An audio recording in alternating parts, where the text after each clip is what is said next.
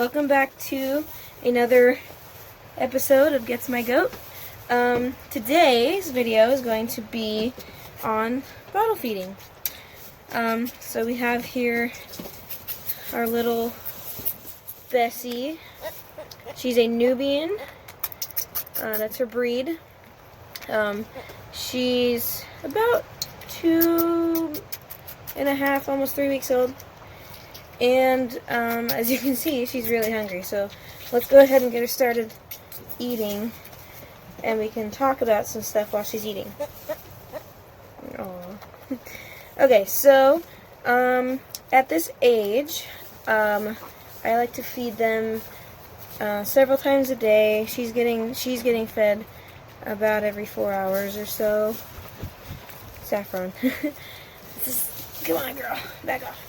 That's last year's bottle baby, Saffron. So I like to feed them every, couple hours throughout the day. And at this age, she's still getting fed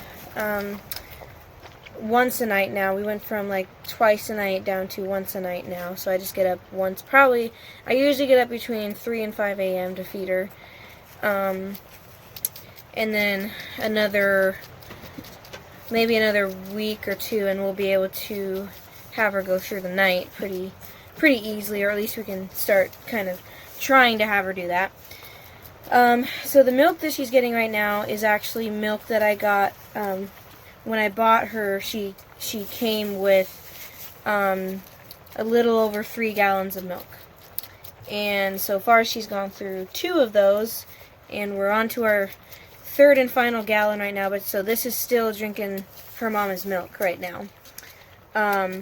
When we get a little closer to being done with our 3rd gallon, she's only going to be, around a month old, and I'm planning to bottle feed her until she's about 2 months old. So until about 3 months old.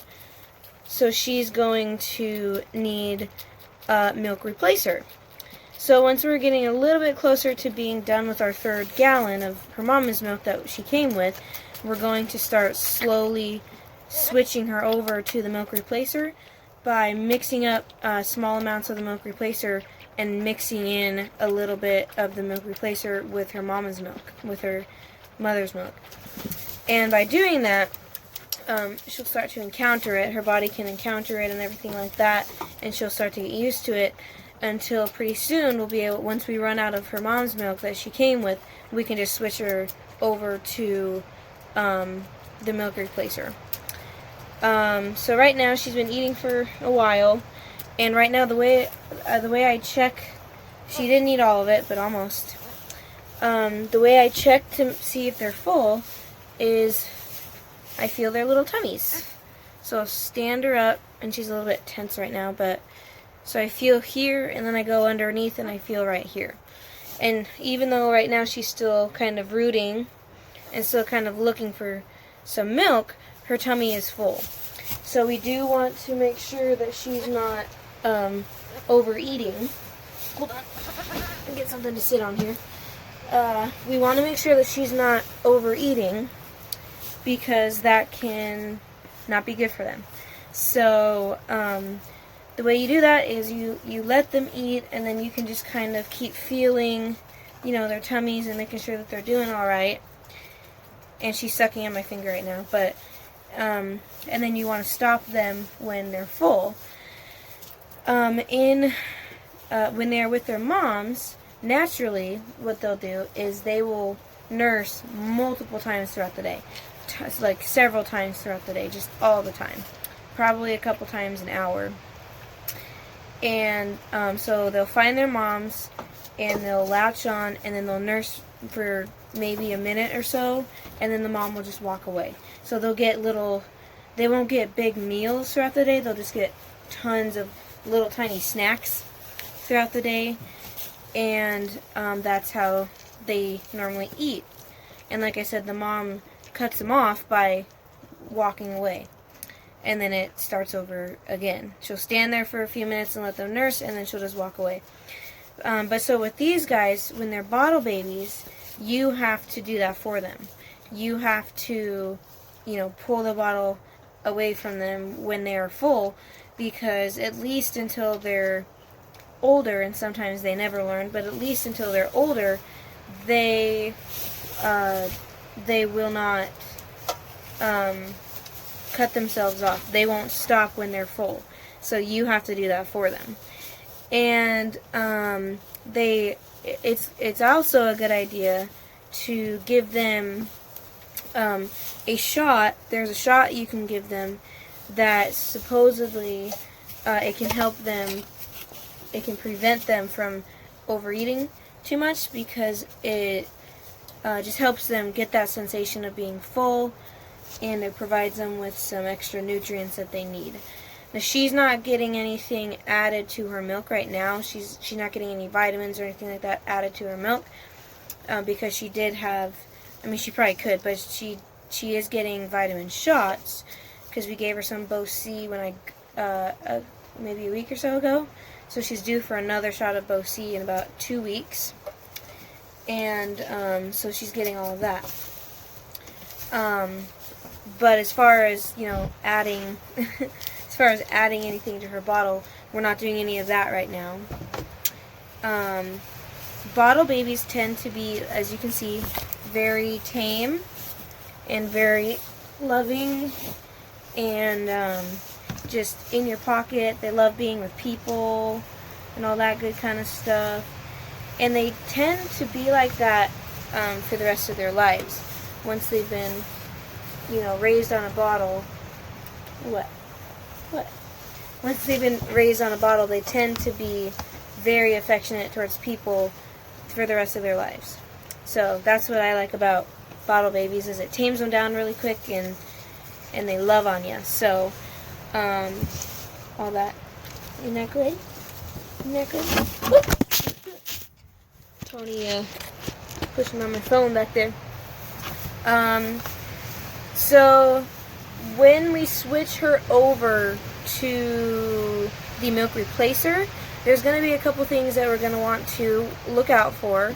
We're going to want to look out for signs that she's not tolerating it well, like diarrhea, or if she just gets a little sick, or a little tummy ache. We're going to want to watch for that.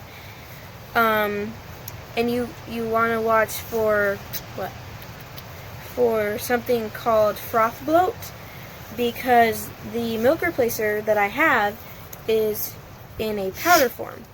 So what you do is you have to take water. What are you doing? She's looking at my camera now.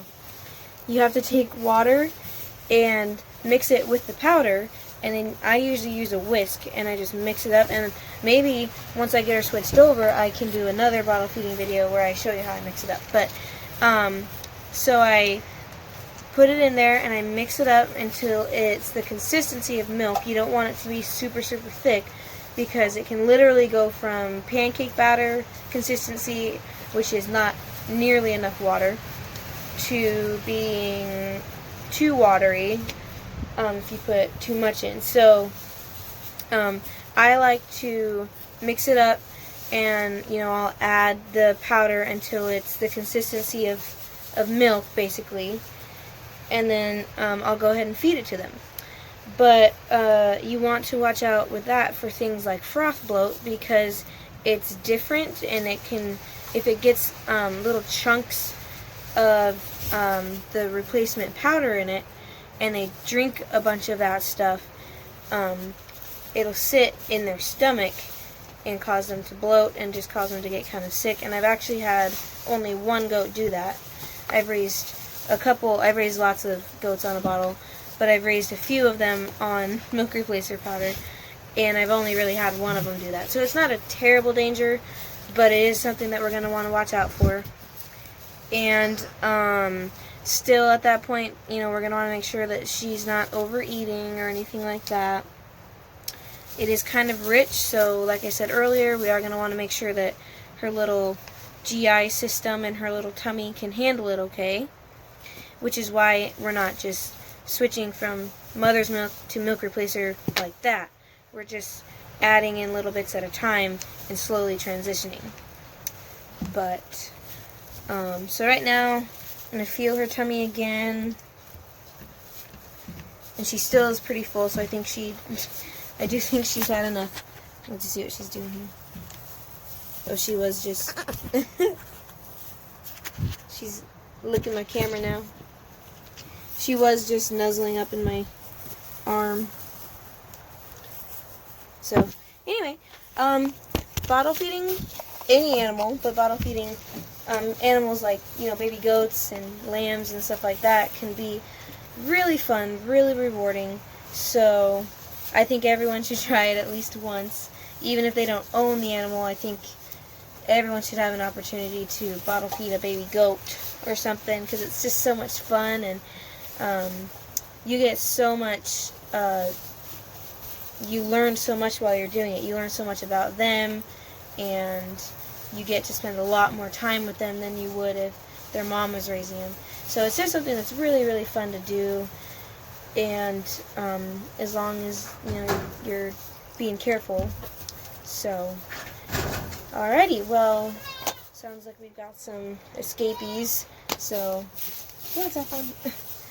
Thank you so much for watching, and thank you for joining me again for this episode of Gets My Goat. Really appreciate all of you guys, and please like, share, and subscribe, and I will see you next time.